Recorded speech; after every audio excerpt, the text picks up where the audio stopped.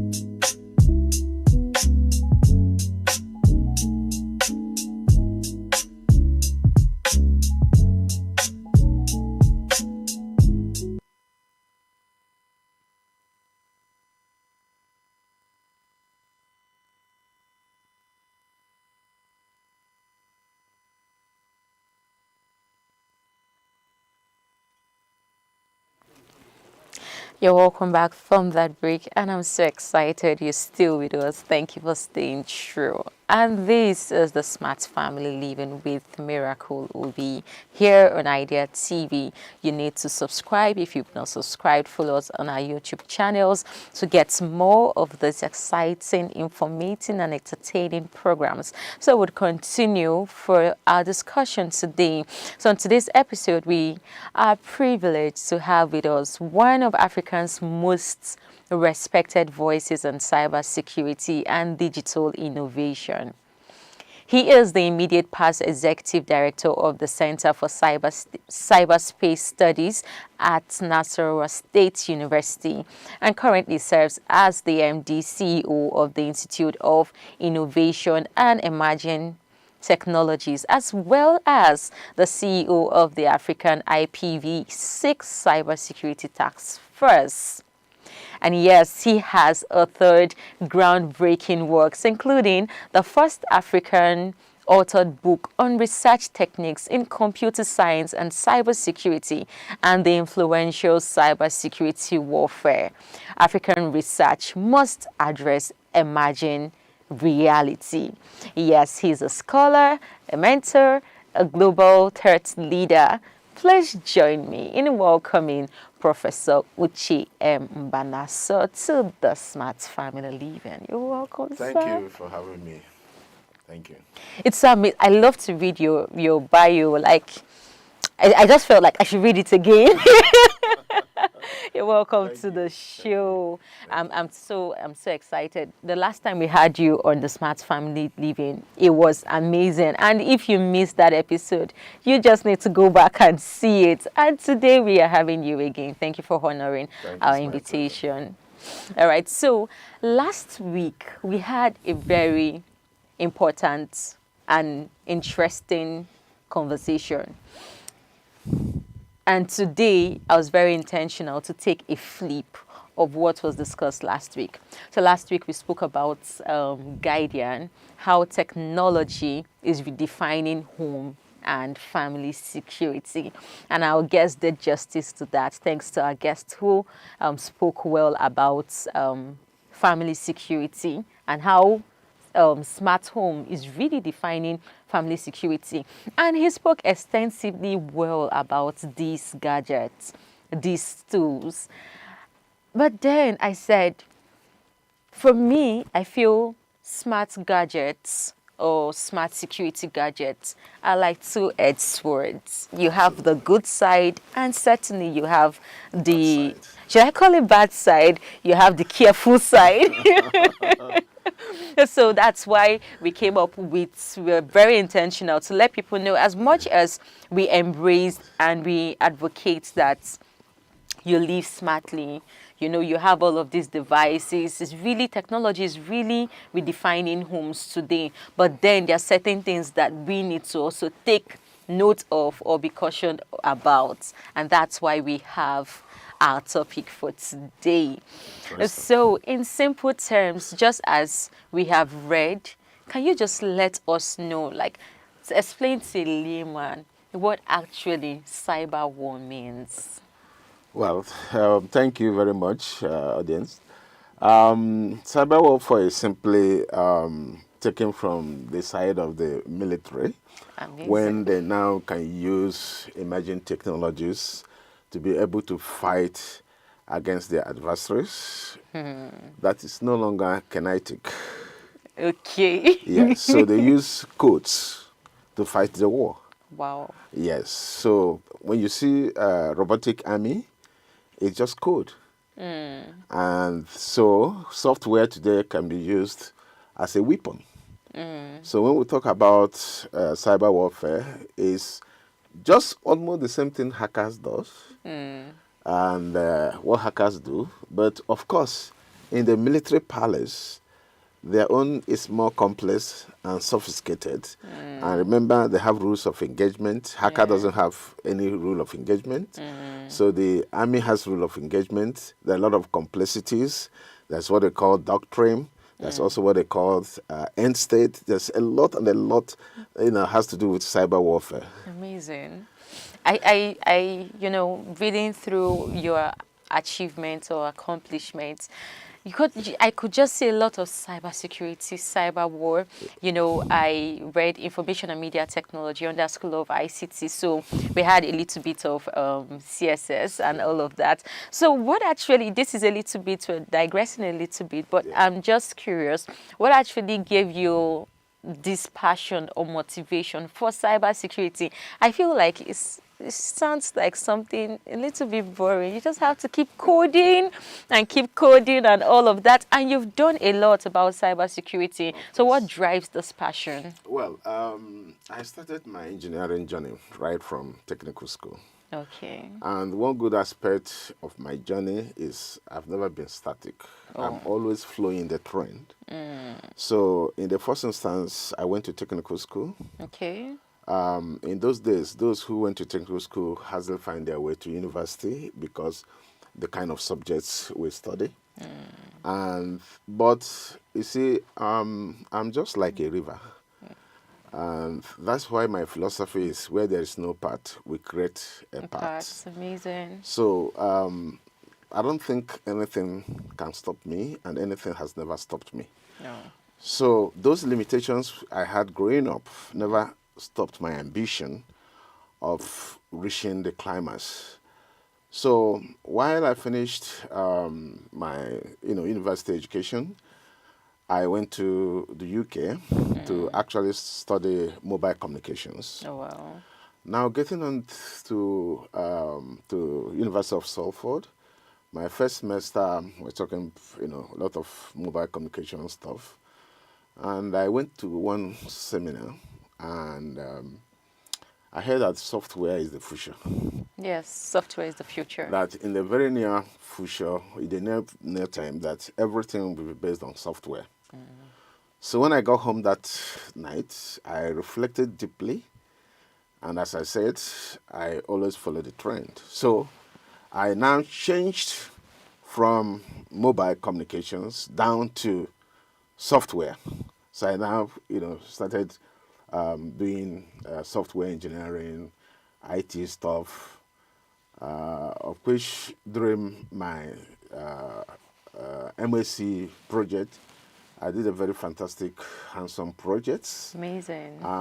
That was the first time we were able to have a voice-activated diagnostic tools, Oh, wow. whereby if there is a fault for the disabled, so you can, usually most of the faults comes as a visual, but this times we're able to make the faults to have an audio.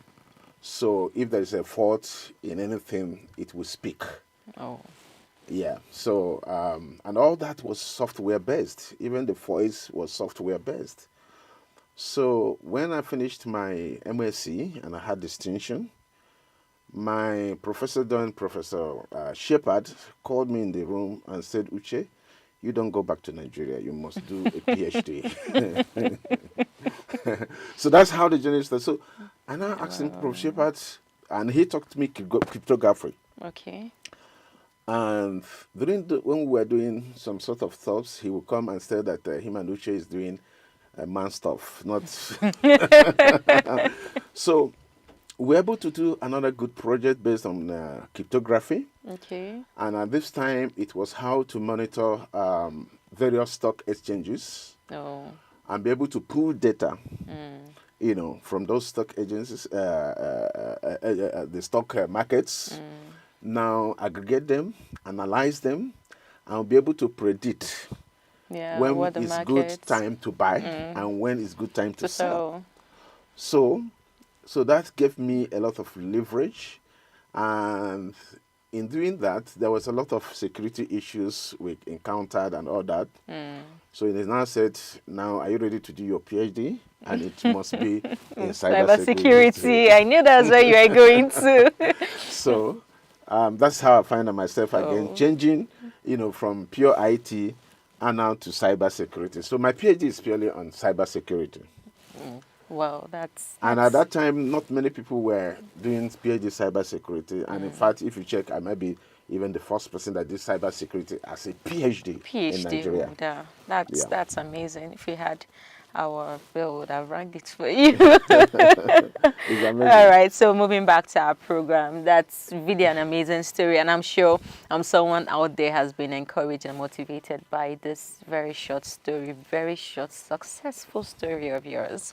So back to our smart homes, people promise convenience and safety, but do they really open new doors for hackers, knowing that you're a master, or should I say a champion with the cybersecurity world? So do you think all of this, as much as it has promised us convenience and all, do you think it is really safe, or do they open doors for hackers?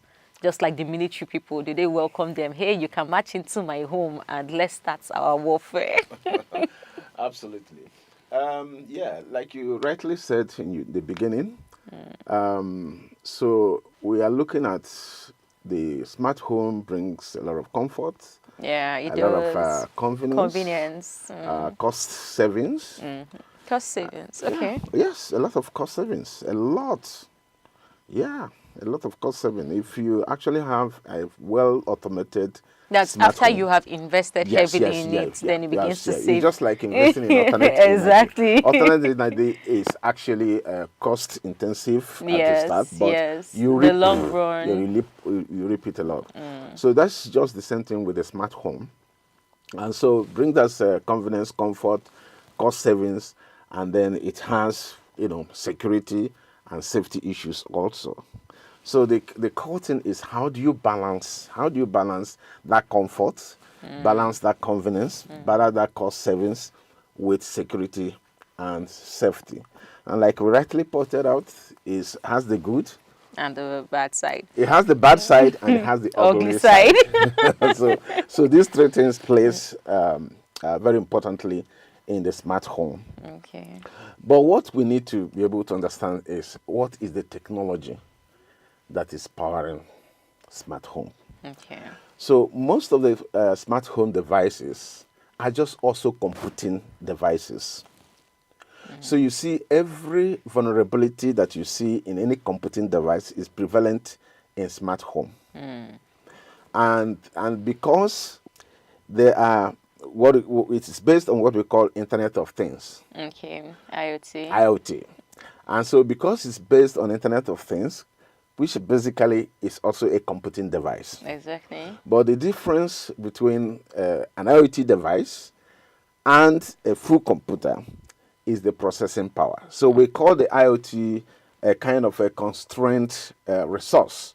So when you count of resources, it is constrained because of the space it has to be able to have large resource. Okay, so that is the difference.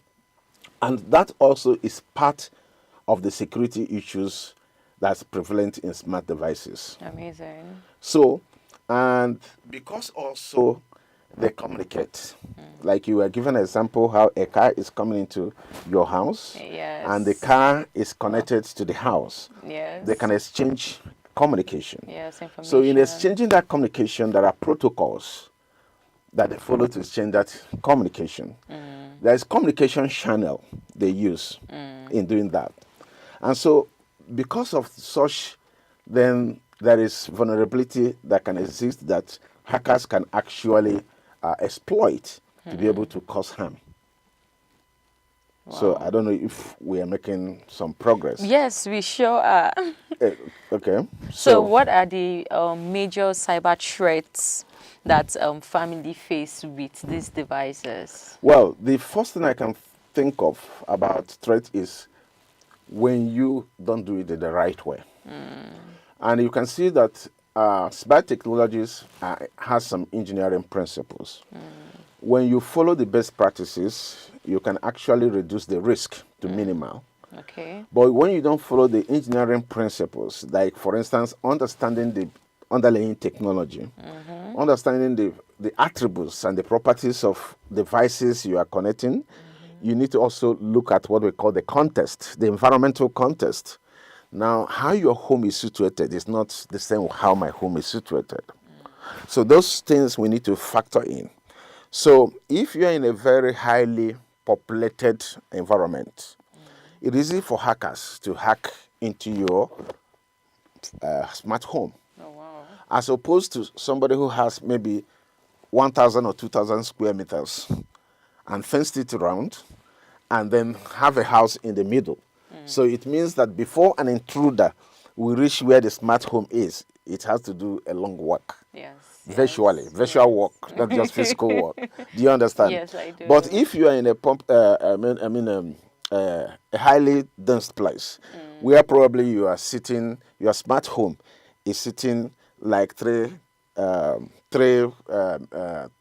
square meters, or you are in a terrace, then it is easy to hack into your smart home, because a hacker can just simply come and sit very nearby and probe into your network, and is ghosting every data and communication that you are making. Remember, the last time I said that that smart home, they are data centric. Yes. Everything you do is about data, and every of that data has an information either about you or about the devices or about your activities, and all that information is also very important to a hacker. Yes, I know you have a lot to say about data, because I remember our last program, I said, yes, we would have a time where you really enlighten us about data privacy and all, and we will get there. But now we know that we lock our doors at night for Yes. safety. Now, what is the digital equivalent of locking up a smart home? Well, the digital equivalent of locking a smart home is what we call hardening the the devices. You harden them in such a way that there are things you turn off and there are things you turn on. Okay. For instance, in a common palace, they call it firewall. Yeah. So you use firewall to be able to build a kind of a barrier that will make it harder for an intruder to invade into your smart home. And however, but from security point of view, there's no security that is 100%. So what you try to do in security is to delay and frustrate the intruder from getting in. Because if, for instance, an intruder spend like 6 hours trying to hack into your system, definitely it will ward him off or her. You understand. But if it takes it less than 10 minutes, it will have its own way. Yes. So yes. in security, what we always try to, because there's no security that is 100%. So what we try to do is to build walls, barriers that will make an intruder not to find its way. Okay. Now, you made mention of something. You said there is no smart device that is 100% secure. Yeah. And we know that from our last discussion, I actually told my guest that this, whatever he says, will be used against him in the court of law. We laughed about it during the rapid fire round when I asked, is a smart home device or are smart home devices 100% burglar proof? Can you bet that with your 1 month salary? And he said yes. So this is a flip side. We are going to know if indeed I'm going to earn his 1 month salary, because that would be very juicy. Yeah, absolutely. So many Nigerians are only just embracing the smart home technology because of its fancy and it's everywhere. And this late adoption, does it make us safer or more vulnerable? We are very, very vulnerable. Just like Warren said, I had an encounter with someone when we were talking about blockchain. Remember blockchain is actually for high secure transaction. And from his own point of view, that blockchain is secure 100%. Oh, okay. And I told him no. It is simply because you don't understand the technology. Blockchain is software. And anything that is based on software can be hacked. Anything based Anything on that is based software on software can is be hackable. hacked. Okay. Because the person writing the code, just imagine Microsoft. They have been in this business for over 3 or 4 decades. But Microsoft products can still be hacked today. Oh. So with that experience, one would have think that everything they are doing we have 100% security. But you see, because what is happening in this space, which is very, very important, and I keep on saying that is knowledge based. And it is as much as your imagination can take you. A line of code that can cause vulnerability is not just known. So for you, it might be a good line of code. For a hacker who is intruding, can find a fault in that line of code. I think I know of someone. I can't remember his name, but in the course of the program, once I remember his name, I'll let you know. On YouTube, his major work, is to go into whatever device or whatever device that has been made. Yeah. He would go into it and Look for for, a loophole. they call them zero-day hunters. Yes, just looks for a Yeah, loophole yeah. and send to the company Yeah, saying and this, they this, pay this, and they very pay heavily for exactly. it. Yes, they call them zero-day hunters. And it's called zero-day because the vendor, the manufacturer of that device, doesn't know that vulnerability Yes, exists. yes, So yes. anybody coming up to tell you that there is any particular device that is 100% secure, I think maybe he didn't understand his engineering principles well. Even in the That's physical true. world, even there's no security. No security expert will tell you that there is 100% security. Now, all of this that you're saying, so would you say who should bear the bigger responsibility for home security? Should it be the device manufacturers or those using it? It's a combination of workers. So there is no particular person because the manufacturer cannot come to your home to do certain things you're supposed to do. For instance, your passwords are entirely in your domain to be able to use strong passwords. Now, some of these devices, like I said, this is a gateway. Okay, So this gateway has an internet port. okay. This is where we hook the cable. The function of this gateway is to connect devices like this is a PRS sensor. So these two devices communicate wirelessly. Okay. Okay, so from here to here is wirelessly connected. So it might be a communication channel using Bluetooth. It might be Wi-Fi. Then between the Bluetooth and Wi-Fi, that's what we call protocols. Amazing. You understand? So it's a whole lot of stacks. Okay, and so if, for instance, the security between this and this is porous. If the vendor has manufactured this, normally they put what we call a default password. Yes, yes, I read about that. Okay. So when you finish configuration or when your engineer finish configuration, which most cases is what happens, it leaves the default password. Yes. So if a hacker comes around, the first thing he do is to do a Check scan for a default password and find or probably out 1, 2, 3. yes, and find out every device you have, like Cisco device, every device has a default standard password. Yes. And most people will configure these devices without changing the password. And I tell you what happens is that, when they are doing this work, sometimes there's no plan.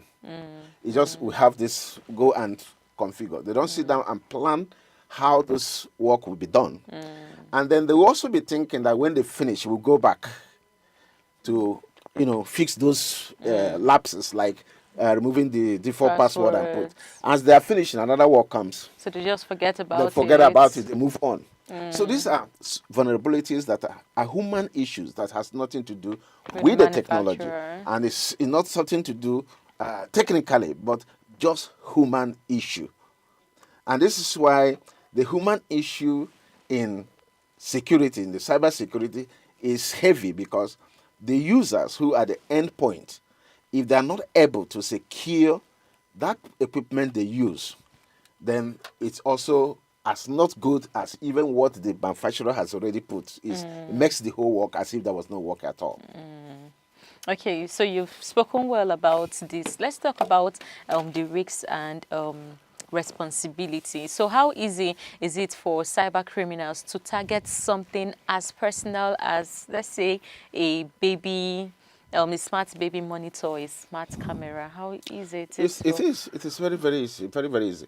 But before we just get there, let me just say something because there is something we're missing up. Okay. When you talk about responsibility, in security, that responsibility is very, very important. So you actually should have 3 layers of security. We'll get there. We'll Okay. get to the point where you would tell our viewers what to do, how Okay. to prevent, Okay. and all of So, that. so like a baby monitor, Yes, sir. you just said, a baby monitor is connected maybe to a smart gateway Exactly. wirelessly. Either is using a Bluetooth Okay. or using a Wi-Fi. Depending on the size of, will depend on the kind of a protocol. Now the Bluetooth can only go 10 meters. Wireless goes 3 times more than that. Okay. So depending on where the device is situated, and as long as there is a communication between these two both. devices, there's always a vulnerability that can be exploited. Now, remember, this particular device you are seeing and this device you are seeing, they have what we call firmware. Firmware. Okay, so those firmware are what we call the drivers. Okay, every device has that. Now, assuming they have found a flaw in those drivers and you fail to update it, then that creates a vulnerability that when a hacker comes, the first thing the hacker will do is to find the devices you have. Once he's able to scan the network and find the devices you have, the footprints of those devices you have, the next step is he goes to a public database Okay. to find out if there are vulnerabilities that have been exposed by this device. He will start there. He doesn't want to start doing the big work. He wants to start from where he can rip easily. Exactly. Do you get it? So that's what happens. So it is very, very easy to hack most of these devices. And not only that, some of these protocols can also easily be hacked. If somebody has put this, if this is communicating via Bluetooth, Okay. and if some people use the pairing as 000 Okay. of pairing two devices, and most times it's not changed. So if Someone a hacker, can just come in and yes, your hacker input the has, same you just thing. pair the device using 00. Some use 123. Yes, because I was watching, while preparing for this, you'd have to research too. Yeah. So while I was doing my own homework, I stumbled into some videos where they explain similar thing because some of these manufacturers can just get overwhelmed or Yes. just get too engaged. And so one of the things that was said is that the first thing is always change your password, which I'm sure we would get there because our viewers, we have comments. People are saying, okay, they really understand. And I'm sure you have your pen and your notes and you're taking notes because this is something that everybody needs to know. The world is going digital. The world innovation keeps increasing and we are blending into it. Gradually, before you know, our entire house will just become smart, full of smart devices. And if you don't pay attention to what we're discussing right now, you're likely to fall into the trap of a hacker and the results will not be very palatable. So could our smart homes become weapons in larger cyber war even without us knowing? Of course, very much. That's what we call botnets. Now, botnet is whereby you are compromised. They install a small software inside your device, like this device, that is a gateway. Okay. And it's mostly used by the cyber warfare people. So Should I say your people? my people, I'm an ethical hacker, so I do things that are ethical. Ethical, yes, Okay. exactly. On a lighter So note. So they now install a small piece of software. Okay. And what they do is to take control of your device. So when they take control of your device, they can remotely manage this device on their behalf. So with this can be a launch pad to attack another device. This is why we say in cyber warfare, it is very, very potential that a country can fight a war without spending one kobo. So, for instance, if Nigeria and Ghana has a cyber conflict, Okay. Ghana has got a lot of botnets in Nigeria. So what they will use is to use those botnets in Nigeria to be fighting Nigeria. Oh. So in doing that, they're not too much deploying resources from Ghana. All what they do within their command and control, issue and say this device, attack this particular device, and it will be happening. So device warfare right now. So this is one of the the ugly side of these emerging technologies, and this is why the engineering aspect of ensuring this is actually secure. At least we're not talking about 100% security, but we should be able to get 90 to 99%, security assurance that even if anything slips in, it won't be ugly. Let it be bad, But not ugly. not ugly, because the ugly will be fatality. Since you're talking about the war, the cyber war, Yes. some people actually believe that cyber war is more dangerous than physical war. Well, for course. us, we believe that the physical war is more dangerous than the cyber war. So No. where do you stand? No, today, in the cyber can cause death. So what the essence of the war is to hit your adversary where it will pain him much. Is that not correct? Exactly. And so there are casualties that will come up. So for instance, if you have maybe millions of compromised devices in Nigeria by Ghana, for instance, and they want to use this, in the cyber warfare, okay? Number one, they're reducing the cost of their fight, of their Yes, deployment, yes. and then increasing your fatality. And because the resources they will deploy from Ghana is just simply command and control. Yes, yes. Just issuing command. Okay, the issue of the command may be just even less than 1 byte of code. And that can cause a whole lot of this. If you want this to attack so many other devices, it will just be a simple command. And that will be carried on. You understand? And this is depleting resources because it is using your internet bandwidth. Yeah. Do you understand? It blocks you off from even using your device. Oh, yes, of course. So the device makes the device unavailable. So you'll be battling to find what faults. But is there like a solution to this where at every point you know that there is a level of safety for you? Because these devices are something we would use. We have amazing devices on our table right now, and we would have to use them. Is there a level of safety so that we'll be at peace knowing that we're not buying problems, rather we're buying something good? Of course. So let's just fast forward to that part. Okay, of course. So when we talk about security and safety of smart homes, you see, like I tried to explain before, we must approach it in a layered form.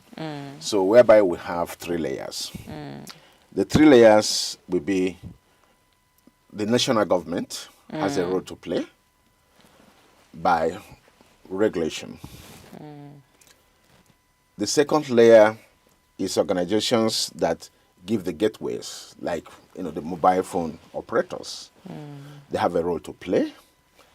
Then the engineers and the users have role to play. So if we have these 3 layers, will give us a kind of protection that we deserve to enjoy our smart homes.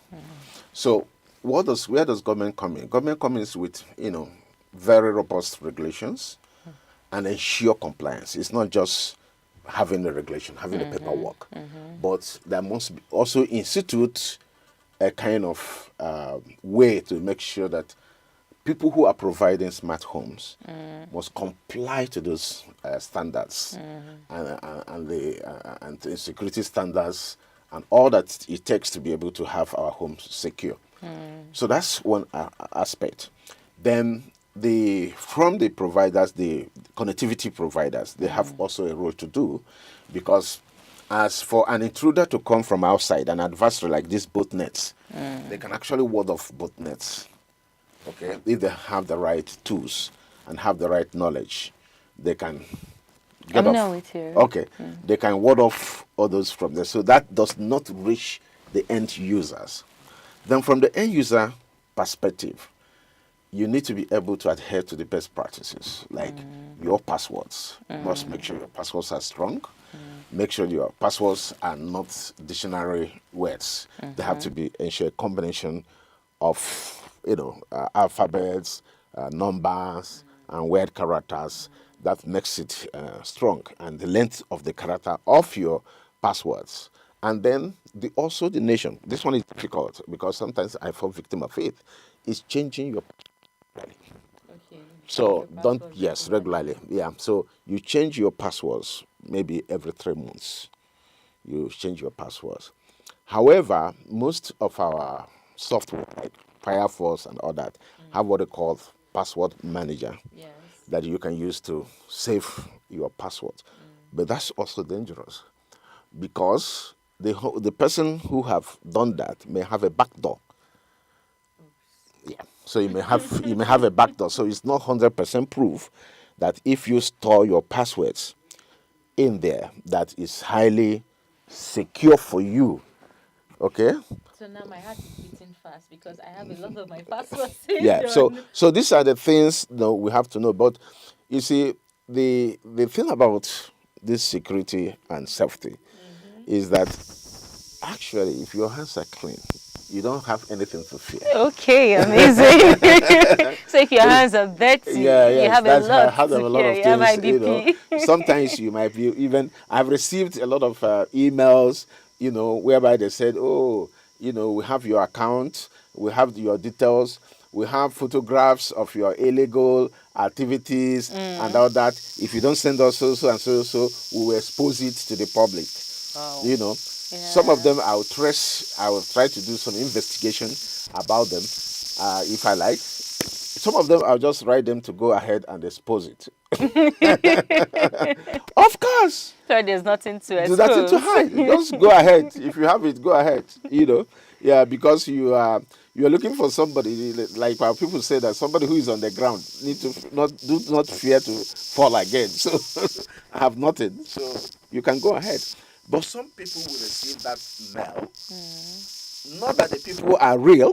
They don't Yes, have anything. yes, They just will be to. jittery and they start panicking. And but no, they have paid the ransom. And once you start paying ransom, you continue to pay ransom. That's that's really the ugly Yeah, the side. ugly side, yes. So But then if your hand is clean, you have nothing nothing. Yeah. to So to the be best scared thing of. in the cyberspace is actually operate very clean. Some of the pictures people upload in their Facebooks and all that, these are the things people use against them. So some of the messages people put, somebody will be going to hospital. You will announce you're going to hospital. Your children are coming on holiday. You in your Facebook, you announce your children are coming on. And people are having this. You don't know who is your adversary. Even your friends, who you think are really your friends, may be your adversaries. So we should be careful what we put on the internet, because the people say the internet never Yes, forgets. yes, yes. Okay, while still researching, I Yes. bumped on this video, a very popular hacker, just as you called them. Yes. Yeah, so he explained the three layers authentication. Okay. Yes, and which you have also mentioned, would always have to change our password, 3 month interval or 6, and You have multi-factor we have, authentication. yes, multi-factor. Yes, that's the multi-factor Yeah. authentication. The essence of multi-factor authentication, like I said, nothing is 100%. But the essence of the multi-factor authentication is to go deeper into verification. Because, like my professor then used to say, that nobody knows whether you're a dog on the internet. The person the other side, you are not seeing the person.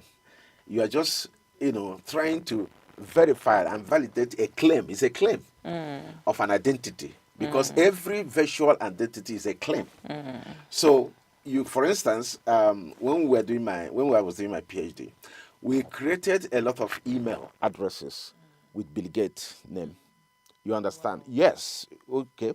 So when you send those emails, people will think they are from Bill Gates. You understand? Wow. So this sort of thing were prevalent then.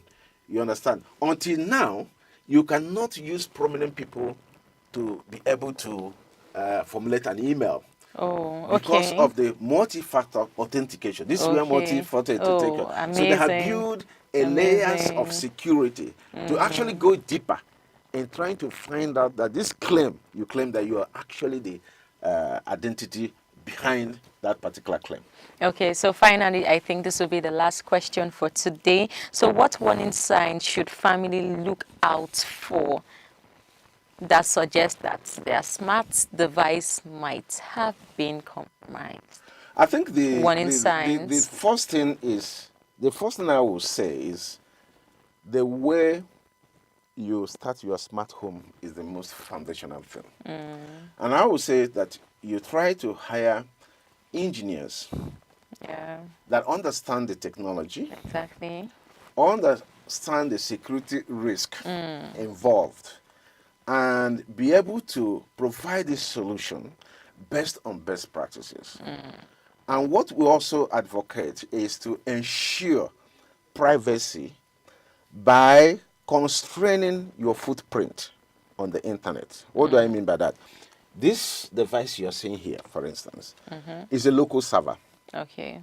So when this local server is connected within your network, it means that if this device want to connect to this device, it's not going to the internet to connect. Okay, so it's going to a local server. It's going to, local. And with that, you reduce your fingerprint on the internet. But this local server, someone is in charge. The provider, you provide it to the home.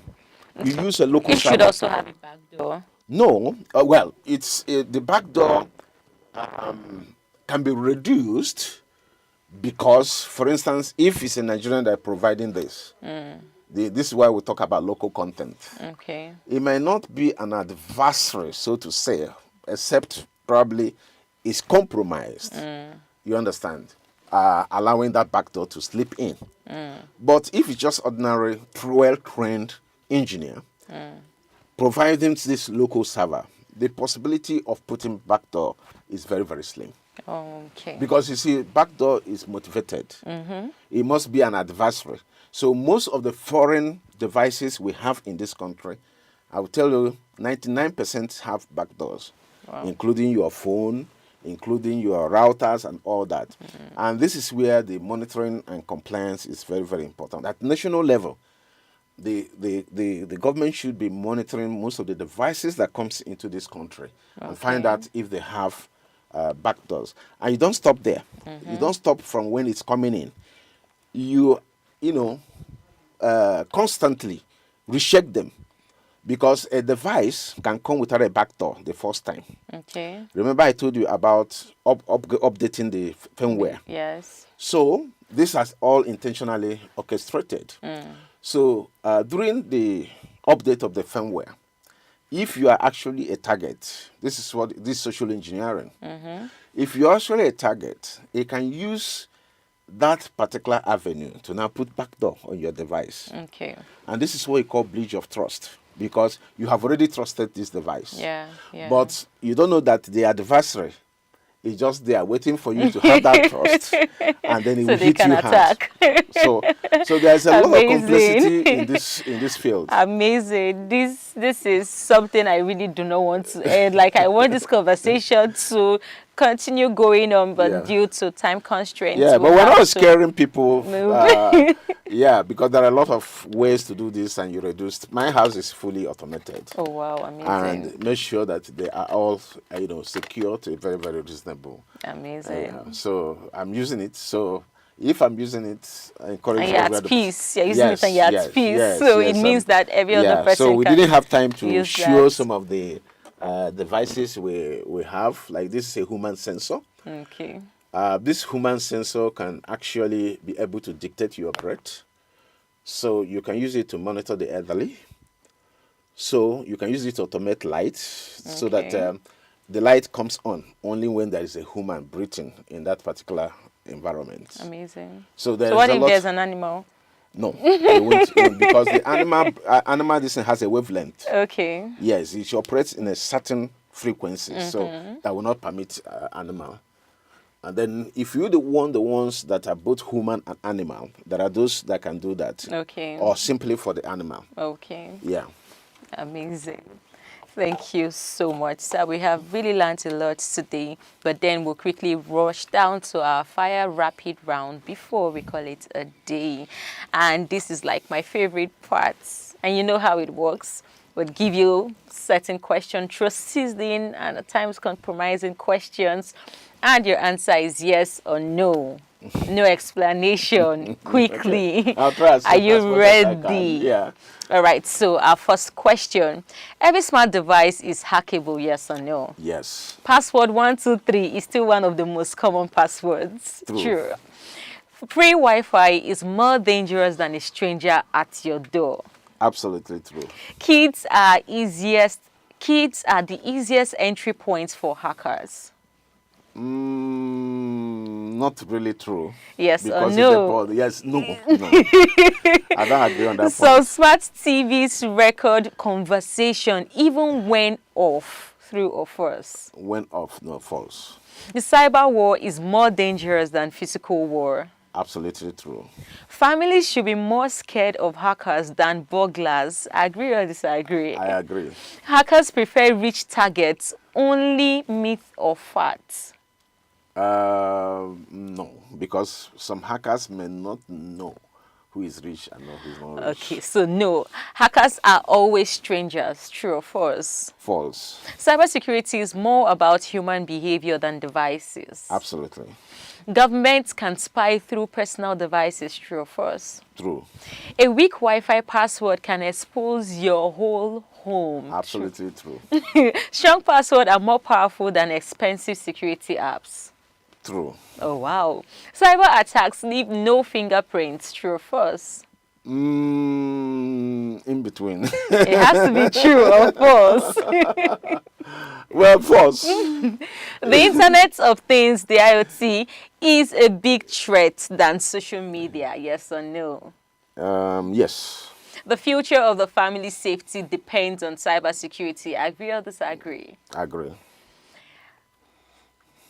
I think that is all we have for our rapid fire round, and it's been an eye-opening conversation today. We've seen how the battlefield has moved from the fences and gates into our living rooms, our bedrooms, and even our cars. The truth is, the strongest lock today isn't just on your door, it's on your Wi-Fi, your password, as our guest has said, your habits. And I really want to say a big thanks to our guest, Prof. Thank you for such deep deep wealth of enlightenment. Thank you for letting us know certain truths about this. And also, it's just like where there's a burning house and you call the fire service to just you just extinguish the fear in our hearts about our smart home. So thank you so much. Thank you for being on the show. You're much welcome. Yes, and I would also can't end the show without saying thank you. Yes, thank you, our smart online family. Thank you for staying through with us. You make the show worth every second. I'm not hyping, but that's the truth. Now, don't just watch. Be a part of the Smart Family Living community. You like, share, drop your thoughts in the comment section. And of course, subscribe and follow us on all our social media platforms at Idea TV for more conversations that keep your family safe, smart, and thriving. Remember, the smartest family is the one that learn together, and that's why we are learning together. Thank you for being on our show. Keep watching and enjoy our programs. I am Miracle Ubi, the Smart Family Living on Idea TV.